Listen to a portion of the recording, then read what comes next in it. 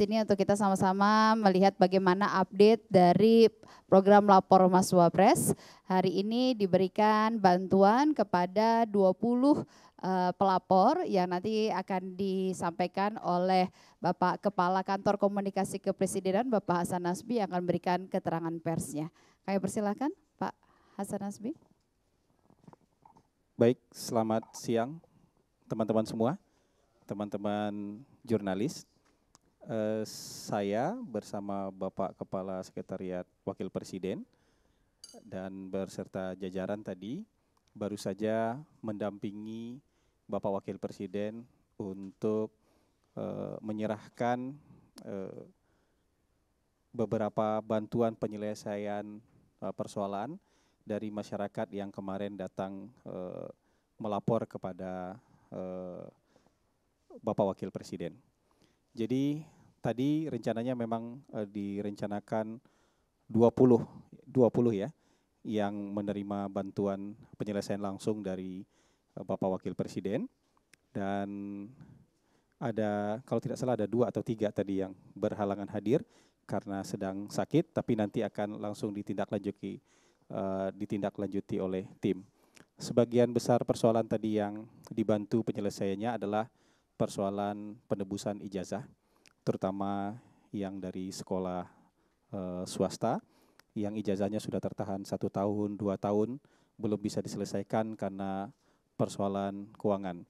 Tadi diberikan bantuan langsung untuk penebusan ijazah oleh Bapak Wakil Presiden, dan ada juga ibu yang tadi juga hadir dari Kementerian Sosial untuk menyerahkan kembali sertifikat dan data terdaftarnya sebagai DTKS, karena ada seorang ibu tadi yang karena pindah ke Bogor, kemudian dia dikeluarkan dari data DTKS. Kemudian beliau melapor ke kantor Wapres bahwa beliau dikeluarkan dari data DTKS dan minta dimasukkan kembali ke dalam data DTKS di kabupaten yang baru, domisili yang baru. Dan hari ini juga sudah diserahkan langsung dan beliau kembali terdaftar di DTKS. Ada juga perwakilan dari Kementerian Sosial tadi yang hadir. Pesan dari Bapak Wakil Presiden tadi bahwa ini adalah sesuai dengan amanah dari Presiden Prabowo Subianto untuk mempermudah layanan kepada masyarakat, sehingga lapor ini hadir untuk memperkuat ya responsifnya jajaran pemerintah dalam menangani aduan-aduan persoalan-persoalan masyarakat. Dan tidak lupa juga tadi Bapak Wapres menyampaikan satu persatu tadi ketika bersalaman dengan para penerima bantuan penyelesaian persoalan, itu bahwa bantuan ini, penyelesaian ini adalah dari Bapak Presiden. Itu yang beliau tekankan tadi, ini semua adalah atas arahan dan bantuan dari Bapak Presiden. Begitu Pak Kepala Sekretariat, ada yang perlu tambahkan? Kira-kira begitu ya. Ada pertanyaan mungkin teman-teman? Oke, persilahkan penanya. Ya, silakan yang di sebelah kanan. Izin Pak, kemarin kan sempat disampaikan juga ya bahwa ada evaluasi terus-menerus secara berkala agar tidak ada laporan-laporan iseng ke depannya. Dan sejauh ini evaluasinya seperti apa, dan untuk menanggulangi laporan-laporan iseng ini tidak terjadi lagi, apakah ada teknologi lagi yang akan ditambahkan atau gimana? Iya kan, pelaporan ini ada yang registrasi online, itu lewat lapor.go.id. Kalau di sana pemilahannya sudah bisa langsung. Kemudian ada yang datang langsung ke sini, lapor langsung sini. Ada yang juga via WhatsApp. Laporan-laporan yang banyak iseng itu yang via WhatsApp itu, ya penuh itu. Ada yang ada yang berjanji bisa menghentikan lumpur lapindo. Jadi yang semacam itu ada banyak. Ada kemudian yang punya konflik rumah tangga supaya suaminya dihukum.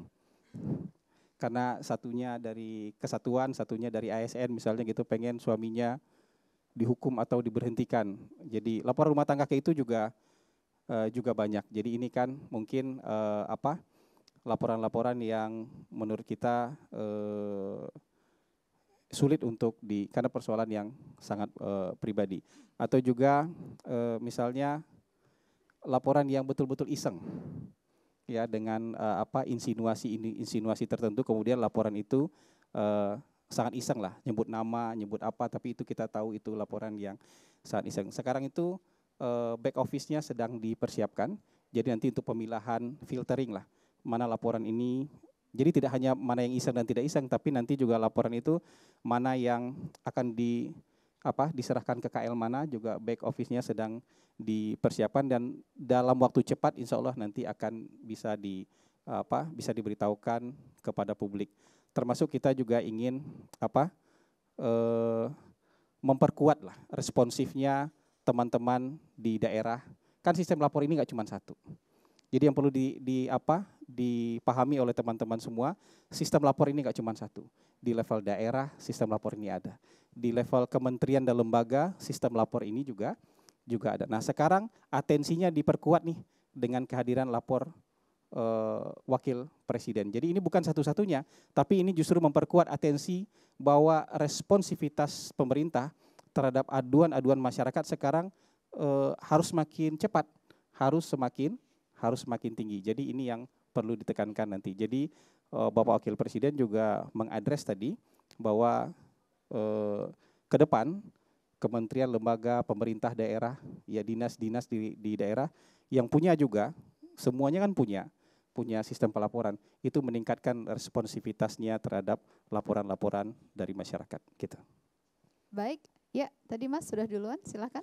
Tifal Kompas TV, pertanyaan pertama soal tadi bantuan, penegasan saja, berarti bantuan itu datangnya dari Mas Wapres atau juga datang dari Presiden? Saya butuh penegasan soal itu yang pertama.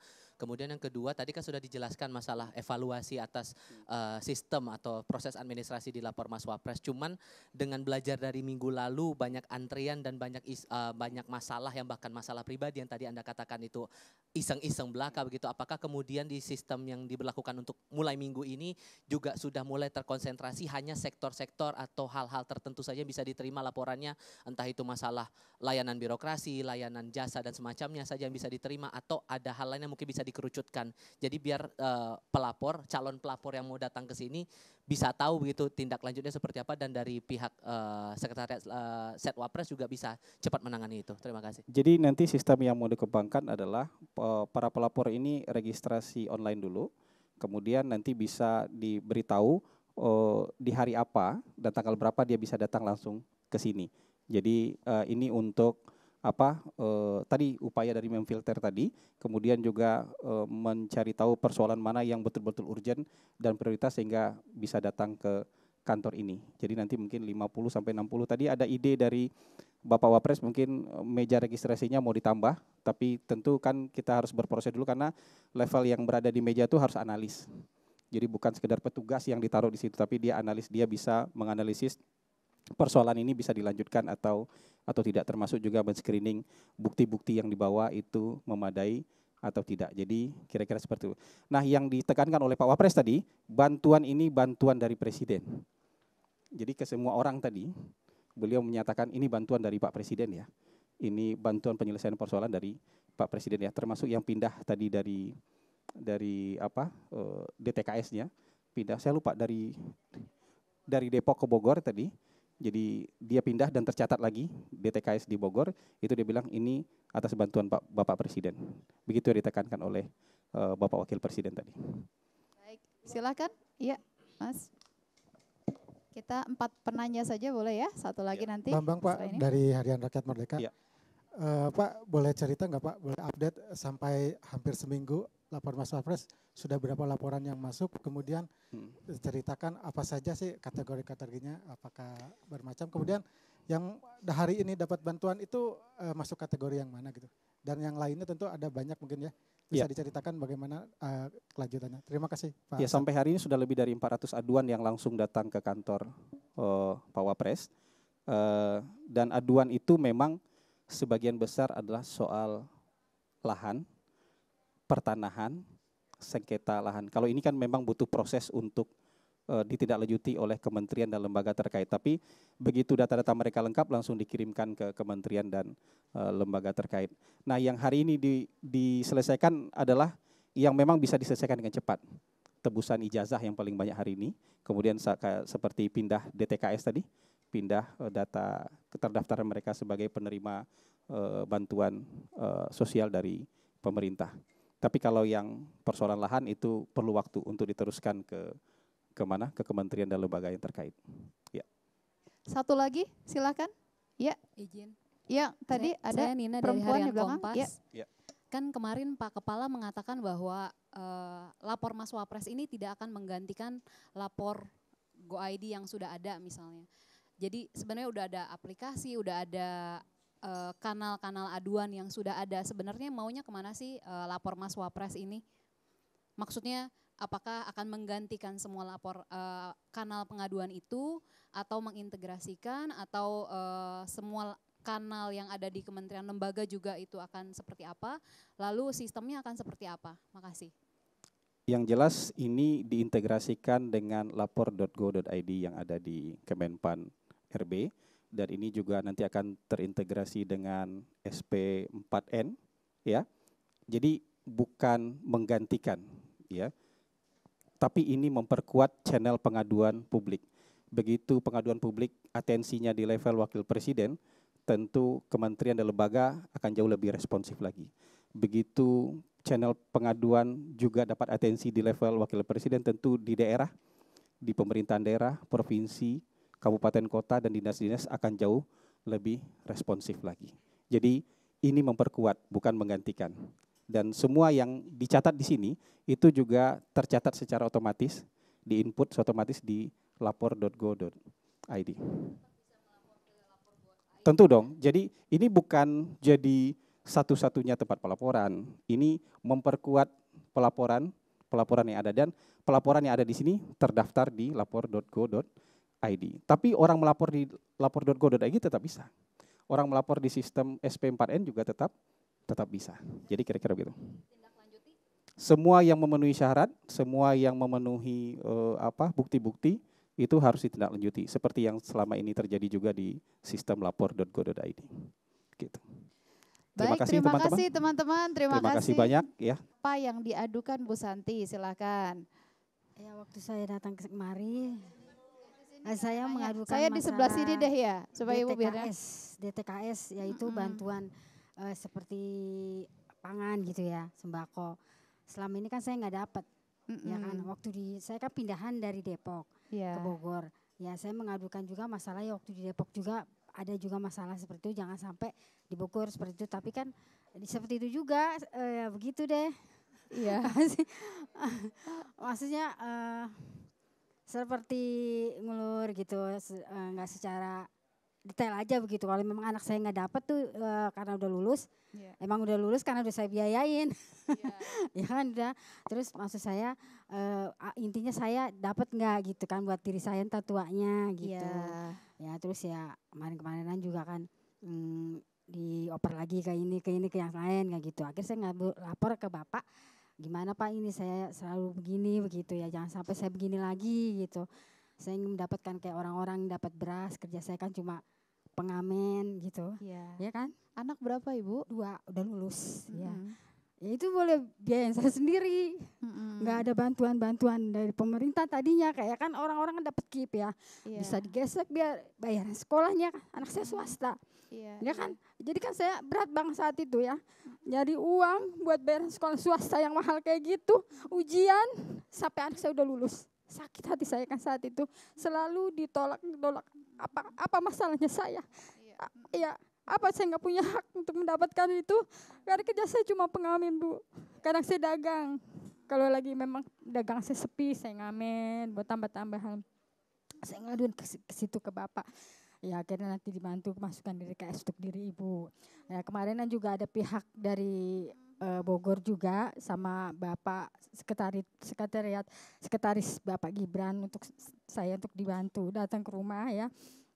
Wawancara saya juga berbicara dan saya bilang jadi datang ke rumah juga ya, ya ke rumah untuk mengecek betulkah begitu ya, verifikasi ini rumahnya Ibu, kondisi Ibu seperti apa begitu. Apa yang dilakukan ketika verifikasi datang ke rumah tim Ibu? Ya cuma menanyakan keberadaan saya benar ada gitu ya.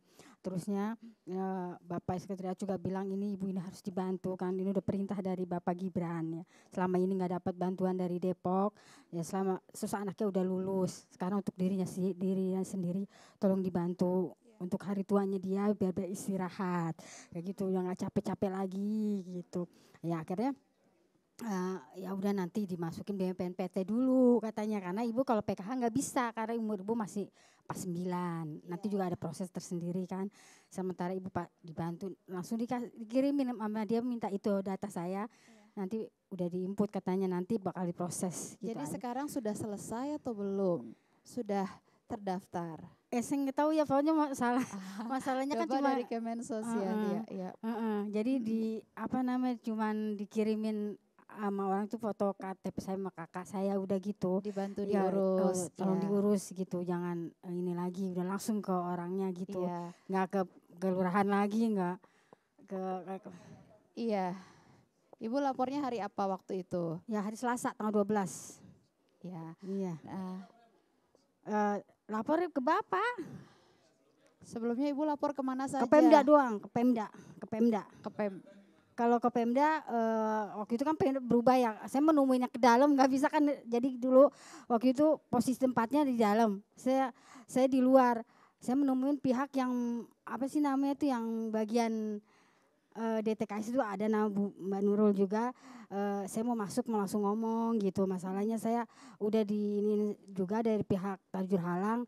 Cuma nanya WA saya nggak dibales, saya cuma ngirim, tapi saya nanya apa data saya udah dimasukin, tapi nggak dibales. Jadi saya penasaran, saya langsung ke Mbak Nurul lagi untuk mengatakan ini gimana. Saya menanyakan dari perintah Mbak Nurul seperti nama orang itu dia yang nggak boleh disebutnya. Nah terus katanya ya udah nanti ganti aja orangnya gitu diganti terus akhirnya yang diganti lagi juga bukan bagiannya, diganti lagi begitu. Ibu sudah berapa lama waktu itu dari mulai lapor sampai kemudian tidak juga ada kabarnya, berapa lama? Dari bulan Februari sampai sekarang belum ada kabar. Iya. Dan dilapor Mas Wapres ini dapat tanggapan ya 1 minggu berarti ya? Iya, Ibu ya dapat jawaban ya.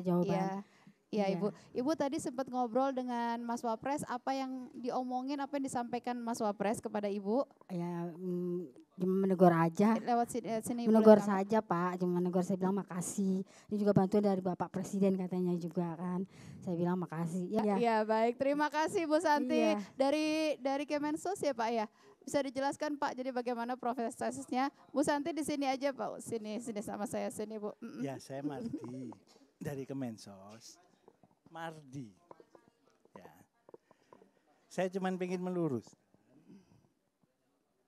Alhamdulillah pengaduan seperti ini memang menjadi koreksi bersama buat kami ya.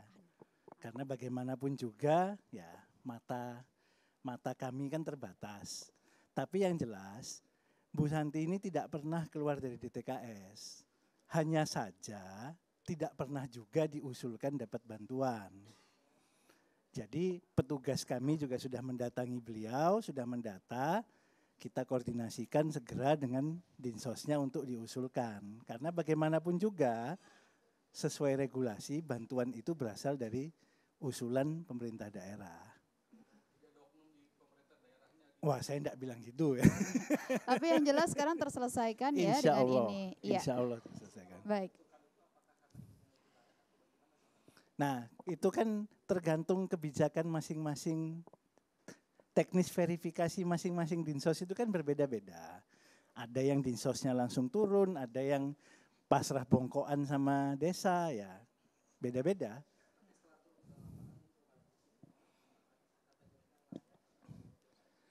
Kalau dari SDM kami yang kebetulan ke lapangan, ya melihat ibu ini profesinya memang pengamen, kondisi rumahnya yang mohon maaf seperti itu, ya sebetulnya untuk menerima sembako memang layak. Tapi kalau PKH tadi sudah disampaikan karena anaknya sudah besar-besar semua, sudah tidak ada komponen ya, tidak bisa mendapat PKH.